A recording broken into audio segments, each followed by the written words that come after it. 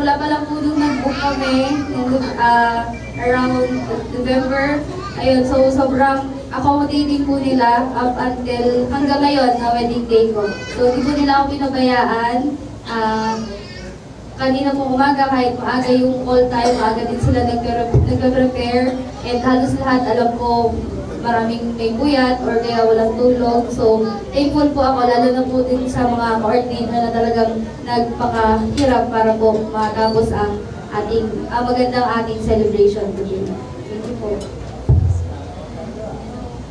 Ayun po. Ako po kasi parang siya lang nagkumuha nung preparation for this event.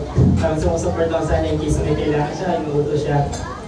Pero po sa Team Lazuri, thankful po kami kasi ayun, on hand sila na nag-aasa sa amin and napaka-helpful and kind nila sa pag-assist. Never nila kaming sinigawan or parang titinit na wood.